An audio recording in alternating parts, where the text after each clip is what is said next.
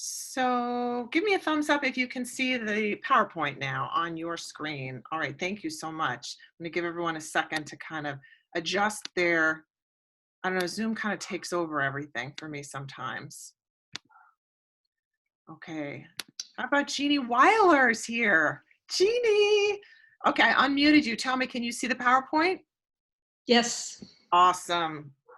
Okay, so what I'm going to talk about is how we address fieldwork with distance learning. And I've taken the idea really, I'm pretending we're not in a total crisis for most of this.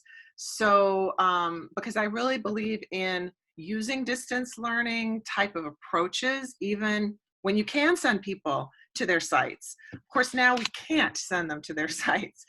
So we're kind of scrambling. So we'll see what here could be, of use to you now in this situation. So first of all, kind of a definition of virtual field work. What is it? So there are a lot of different terms we use when we talk about field work across our different programs. Internship, practica, field work, field experience, service learning, although they all have their differences, in general, what we're talking about is obviously putting people in workplace settings or putting people at sites where they can enact the role of their profession. Um, Virtual field work really just offers the opportunity to engage in fieldwork activities without leaving, home in this case, or the campus. And it allows you to go as many times as you want to that particular place or site. Um, it also, you know, is not time bound. So if you were going to observe some kind of, and I'm just going to keep it broad, observe something at your field site, and you had to be there on Tuesday mornings, well, now you can do that anytime. Whatever time works for you, you can actually accomplish your fieldwork activity. Um, Virtual fieldwork ideally is not a substitute for on-site, but something that enhances or extends your students' experiences. In this case, it is not possible actually to do, I think for most of us, the same kind of field work we would have done. But again, even when you can do actual fieldwork visits, it's still something that can really enhance and extend it. And I'll be talking about that in this presentation. Um, why do we send people to fieldwork? Well, we want them to make these theory to practice connections.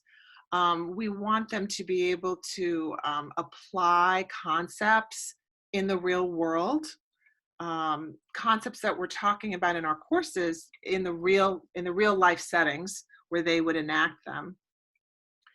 It's also about constructing professional identities as they take up the role of historian or geographer or teacher in the field.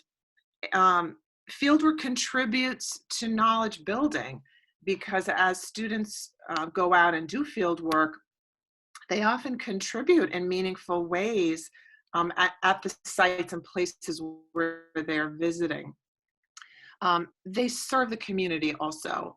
In fact, a lot of our institutions in the city depend on kind of a steady supply of fieldwork support.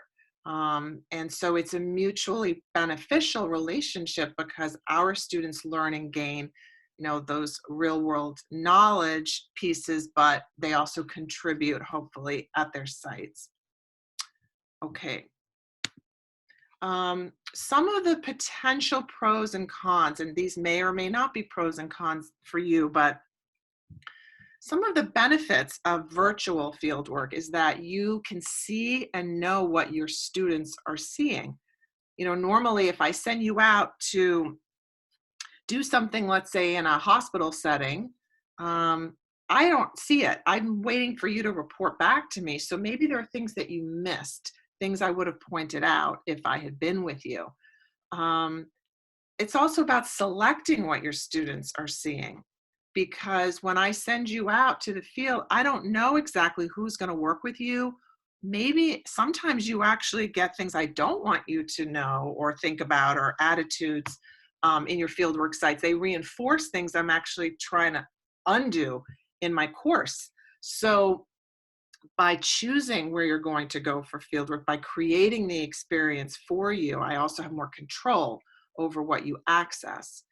Um, I can unpack it with you, because if I can also visit this site now virtually, then I can help you understand, and I can assess your understanding. I can assess your noticing skills. What are you noticing or not noticing? If I'm not with you, then I really am just assuming what you see is what I would see, which we know probably isn't the case.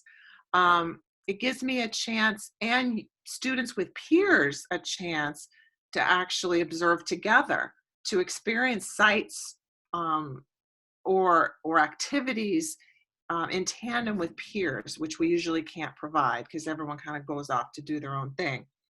So for those reasons, doing virtual fieldwork is always a powerful, and I call it a supplement to site-based fieldwork, because it adds certain aspects that really can create more potency in the learning, and more opportunities to assess students' understanding of the experience. Um, some of the limitations and challenges we know. It's not going to be a substitute, because you're not forming the actual relationships in most cases. In some of your cases, you still are interacting, but in a lot of cases, you are not. Um, in terms of hours, believe it or not, it usually takes a lot longer to do a virtual fieldwork task, because if I'm only sort of clocking hours and I have to be at a site for 2 hours, I go for 2 hours, I leave.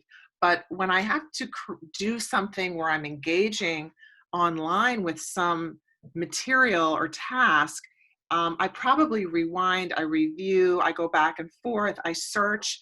So I can often spend a lot more time engaged in a virtual fieldwork task. Um, a challenge, of course, a major one, is that it can be really hard as instructors to find materials and tasks that really approximate the experience that you're looking for. So refining and being very realistic right now about what you really hope to accomplish using only virtual fieldwork obviously is very important in its design. So I think there's really great opportunities for learning in fieldwork. Obviously, when you're on site, you see the messiness of real contexts. It's not cleaned up. It's not the sort of reduced versions you might see in a video or a text or a simulation, which is always going to have artificial aspects to it. It's much more authentic to be placed directly into your real site. Another opportunity, obviously, with on-site is that you are an actor in the context, and you can really make actual decisions in those contexts. And in a lot of cases, we really can't do that as much now with the virtual. Um, I'm going to jump over to the virtual fieldwork. As I mentioned before, a benefit of virtual fieldwork is that students who have maybe a weaker understanding of a concept, aspects of your course that are persistently difficult for students to grasp, common dilemmas, typical biases that your students hold, those can be really well tackled in a constructed virtual fieldwork where you create the situation and force them to sort of reckon with it, whereas in real life they may never have to encounter it. The other thing about being a theoretical actor rather than a live one, real on a site, is that they can propose decisions without doing any harm. Because in a way, when we send fieldwork students out to take up roles, they're really not always trained to do them well, and they impact the people that they're working with. So for both of them, I think though, obviously, whether you're doing on-site field work or it's virtual field work, there's a lot of chance to connect theory with practice, a lot of chance to take on a role, the role of whatever your discipline is, and both offer the chance for your students to really reflect, revise ideas, and reinforce particular concepts. So this is a kind of a complicated little chart here that I've been working on. And I hope, well, I hope it's useful. I was trying to refine my own thinking as I was doing it. What I tried to present here are some of the, as you're going into your design of your virtual fieldwork, some of the considerations, possible materials, and really core effective practices in the design of virtual fieldwork tasks. And again, some of these are more relevant to you than others depending on your role. So in the considerations, of course, the first thing to think about is what is the learning goal for the field work. I'm sure you've heard and know that when we're in a situation like this, we jump immediately to the tools and the materials, and we let those drive our decisions about what we're going to do pedagogically. But we really want to reverse that. We want to first think about, again, what was that goal of that fieldwork assignment? Which elements of that fieldwork assignment can be retained, but now done virtually? Which elements are going to be lost? I'm being real about that. And also thinking, hey, maybe some elements could actually be enhanced by doing this virtually. Once I know what my learning goal is for my fieldwork assignment, and I'm ready to lose certain things, gain others, and try to transfer others into the virtual assignment, then I might start thinking about what materials are going to make most sense to kind of recreate the fieldwork experience, through distant learning. One might be it could be just images, series of pictures. It could be things where you're actually interacting still with clients or people at your site through something like Google Docs. So there's still a live exchange with someone, but not on site. Maybe you're also still able to interact with people in this fieldwork setting, but you have to use Zoom or FaceTime or something like that. Maybe you're going to use things like recorded films, like documentary films, or virtual tour type videos, which have like 360 views. Maybe you just need videos of classrooms, if you're in education, or interviews. So these are just kind of some examples that we're actually going to go through and see tied to different professions. Hold on a second, and also, things, obviously, interactive tools like Google Earth. Some of the core practices I just want to talk through before we look at some of the cases. The first one is to provide very explicit guidance in taking low inference field notes. So before we send people to the field, whether it's on site or it's virtual, we have to make sure they know how to take field notes, how they know how to record what they're seeing descriptively and not judgmentally. So basic ethnographic field methods like dividing their paper into, what I see, what I'm thinking, questions and wonderings, so that they don't immediately judge everything they see without much description. So a lot of the field work that we do is to enhance their ability to observe descriptively and carefully and as objectively as possible. So some activity that first makes sure that when I'm sending a student to the field, whether that's, again, virtual or real life, that they know how to take field notes.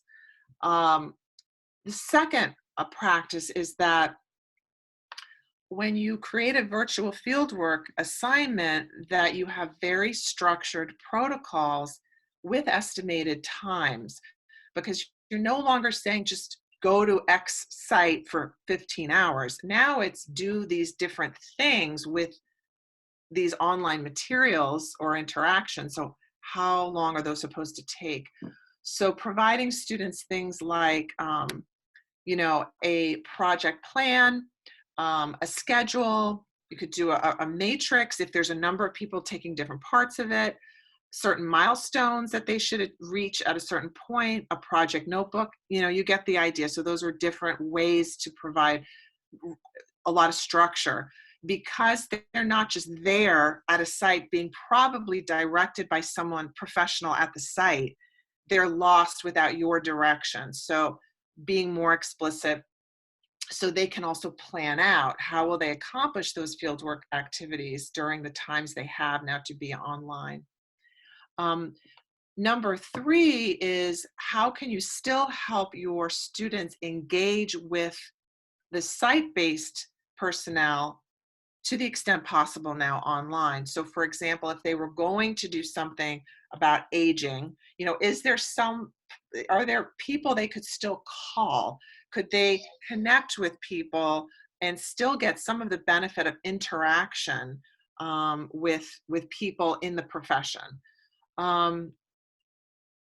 In the case number 3 of us who work in education, if we can't go to a school, for example, and now just help out a group of students, if our host teachers are now teaching online, can we join any of the online activities and support those in, again, small breakout groups, but being online with students? So that kind of thing. How do we preserve those aspects? Number 4 is a viewing guide. So kind of relates to number 1. We want to really structure what it is we're asking people to look at, as opposed to just go look at this or watch this without any particular focus.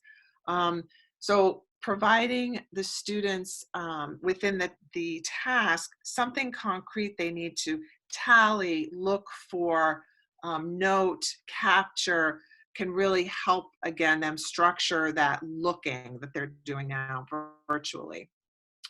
Number 5, because now it's virtual, there's a lot more opportunity to actually have multiple attempts at something, or multiple views, or multiple passes. So instead of, let's say, going into a site and having to quickly watch and assess and write it up, I could maybe go back several times now to decide what I really think about that entity, whatever it is. I'm trying to be general so I don't exclude anyone. Number 6, one of the things that's nice too is in a core practice that we want to bring into virtual fieldwork is that of choice. So if I can give, and normally with fieldwork, you're going to this place and you're doing whatever's happening. But maybe now, because you have the control as the instructor, you can give options for people. So it might be different age groups or different places, doing the same kind of activity, but letting your students have a little more ownership of selectivity of what they want to look at or review to practice your fieldwork skill. Number 7 is a core practice is to provide that time for interchange, so that if we're dispersing our students virtually and they're engaging in these fieldwork activities, normally they're often at different places doing that. So when they come back together, there's somewhat of an exchange, but I didn't exactly see your site, or I didn't see your client, or I didn't see your situation. But here, since we probably only have a couple of options, there's more of a chance for us to see each other's and to collaboratively assess, diagnose, come up with ideas or questions. So you could build that in to the process, as opposed to students sort of navigating it individually. There's more of a chance to calibrate and confirm or disconfirm with peers. And then number 8 is something I mentioned before, which is a lot of times fieldwork is not well assessed because we don't really know what the person did or saw. It's all kind of secondhand reported. So you could take advantage of this because you do know what they've seen, and you'll have a better sense of your students' takeaways and understandings. Okay, now that was a lot. I'm gonna give us a second to breathe here. Okay, and what I'm gonna do now is I'm gonna kind of run, not too quick, but sort of through 6 different virtual fieldwork cases. And I have a feeling probably Xiao has some others from she's so many years of experience working with faculty that she may have a couple as well. And then I want us to open it up to anything that, is coming to mind, anything that, you could possibly take from these to bring into your own discipline. And so I hope they offer something to you. So the 6 cases, I tried to come up with different types of materials and different discipline areas. So I have geology, public health, art history, education, women's studies, environmental studies, just to kind of give you a feel. And of course, I'm not an expert at all in any of those areas except for education, let's hope. I can obviously only go so far, but just to give you a sense. So actually, the field of geology is probably the leader in virtual fieldwork. They have a ton of research on it. They've been doing it for a very long time because, of course, you can't always visit geologic sites, and you have to rely on things like images. So I'm just showing you this image here to give you this idea of using multiple pictures. In this case, describe the shape of the landscape. There's a series of images. They go from wide panoramic and closer all the way down. And there are questions like you see the bulleted list. What can cause mountains or hills to form? What is this valley shape? What formed it? So there's some guiding questions that are superimposed on the images. I don't know if you can read it well, but there's a smaller box and it says would benefit from. So when you're designing something like this, you're thinking about what would the student use or need to be really able to answer the questions. Like in this case, they feel like they need certain more images that are even more specific or smaller, or even another image that was further back.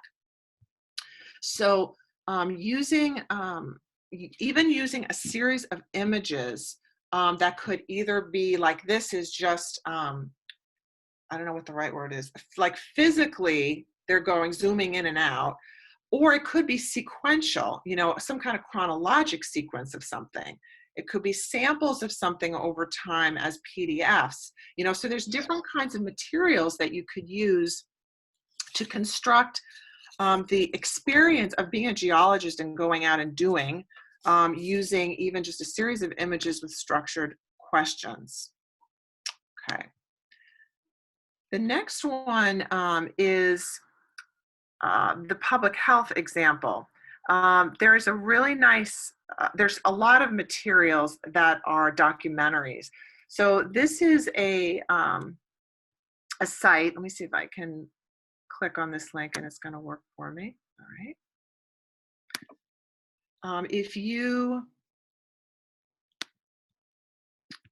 If you are in some fields using the search term virtual field trip, although I know you probably think of that as a K-12 thing, there's actually a lot of field trips for college students as well, or that you could use or transpose. So virtual field trip can be a helpful term. But this is a site where they not only have a series, for example, on the opioid addiction, they have a number of viewing guides. So I'm going to go back to my PowerPoint. Present. So you don't even actually have to make your own viewing guides for this particular site. It has a series of stories of different people who struggled and overcame opioid addiction. And then it has these questions along this graphic organizer, along this sheet, this viewing guide. So if people can't actually go to a site to observe or learn or interview people directly, documentary films can be a source of getting insight or information about the kind of people that the students might have normally worked directly with. Um, the the next one here is an art exhibit. This, I'm sure you've seen these, where there's you can rotate and view. So this is the MoMA's site, and it has wonderful resources. You can actually physically walk through the gallery using this kind of I think of it as like a realtor programming, but like a virtual tour program. And what's kind of neat is that you're not restricted anymore to MoMA. Of course, our students could always go to MoMA, but what if you wanted to go to the Tate Museum, and also check out the Cubist exhibits? So, for example, the Tate galleries are closed, but they have an exhibit about Cubism with a lot of interesting questions, materials, explanations. And you could have students construct their own curated exhibit of Cubism from around the world. They could select works of art from anywhere. And they have quite a few excellent activities or viewing guides that are already built in to this particular site. So the Tate has already some wonderful learning activities you could just use. The next one that I wanted to share is from education. This is probably in a way we have it the easiest, although people probably feel like, oh my gosh, how are we going to do it? Well, it's not too hard because there's tons of classroom video available, not only within Hunter, probably from your own past students, but also publicly available. So with the observation of classroom teaching, again, you're going to want to have some kind of structured viewing guide. You might have a question like, what do you notice about the task that the teacher has set? What theories of teaching and learning do you believe inform this teacher? So you can have them make like foundation courses, kind of link to practice. You could also think about instruction, what's happening in the task, what additional supports could the student need. This is a very well-developed site inside mathematics. And again, you don't have to be a math person to use these clips. What's nice about them is they have the overview of the lesson, and then they have it broken into clips where you can have all the different parts of the lesson. So it's not just one continuous unedited long video. So you could just select one small part. And in general, you do want to have very short videos of teaching. You don't want to have students watching 40-minute lessons. And because it's really about going back and reviewing, rewinding, and looking for things in depth that video offers. So why are you going to have people just watch 40 minutes and then it's gone, just like they do when they go to real classrooms? That's really doesn't give them the opportunity to go back and look through a few different lenses. So once you've identified a video, it's probably quite rich in the sense that you could have them review it several times, but with a different focus or several different viewing questions. Women's studies. It could be things like interviews. There are a wonderful series of interviews, let's say with women in science. These are people that your students never would have accessed normally. So what is it that you want them to extract or do with what they're finding online as available materials? Perhaps they're going to come to some conclusion about something in common that the women share, or something that distinguishes them, where they decide to go into depth with one of them. They could even write to a lot of these people and ask them more follow-up questions. So if it's something where you would normally have your students go out and try to interview someone in the profession, perhaps you can use available interviews. There's tons in every profession online. Environmental studies. So Google Earth obviously is a really, really powerful tool. And this is an example of some already made, very well developed activities that guide students virtually through a series of activities. So this is from Carleton. They have a lot of different types of Google Earth activities. This one is about finding renewable energy sites. And it was developed actually from someone at Stony Brook. So it has all the learning goals. It has what the context is, what they need to do, how do you teach with it.